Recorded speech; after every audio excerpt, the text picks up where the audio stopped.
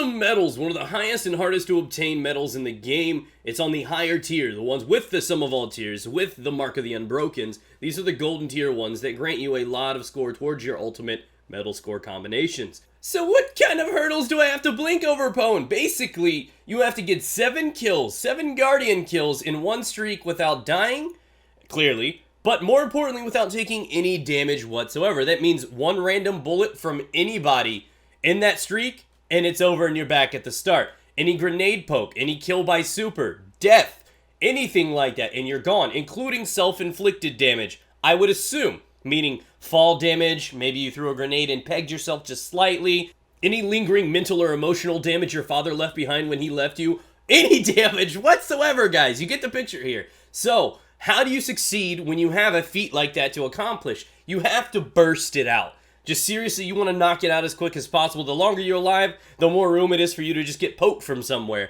And you want to take them down as quick as possible, force a spawn trap or something. So, the tips I can give you, and including the strategies, are avoid your deathmatch sort of game types. You don't want to try to acquire these in your Clash or your free-for-all Rumbles because the spawn systems are just too wonky. You don't want to do that. You want to stick to something like Control or Rift, where you know where the action's going to be, you know they're going to funnel to one primary objective, and you know the routes, if you will, which means you can play around the routes, you can flank people, you can force spawn traps, and those are what you're going to want to do to increase the likelihood of getting this. Now, if you're wanting to do this pure gun on gun, what you want to do is probably go with a scout/sniper combination. You don't want to take damage, which means you need to kill them as quick as possible, and you want to keep as much distance between you and the bad guys, because, well, fell winners. Lol. So, how do you do this? You play on something like Control, ideally with the new maps implemented in here, or actually the old maps brought back in, your first lights and stuff like that. It would not be very hard for you to just sit back and camp and snipe. That's something even some of the less skilled players are capable of doing,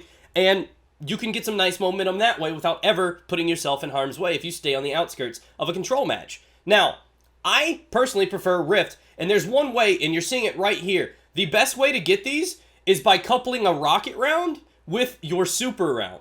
Now, I'm not going to lie, most of the supers are not something you want to ever do. You're going to put yourself in jeopardy from taking any damage. That means Arc Blade, Titan, Warlock, anything like that, and you're going to be in jeopardy. You just take one bullet, and that streak is over. So, my honest impressions are, you have to run this with Gunslinger.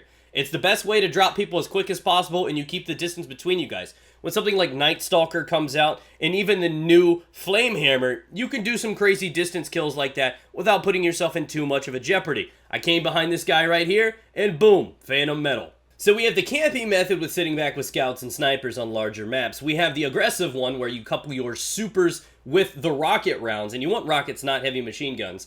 And then the last but not least would be pretty much using it in Mayhem. Mayhem is the quick generating super game. So if you want to couple rockets with supers in that, great method. Also, wait till a teammate goes ahead and dunks and just builds up some orbs for you.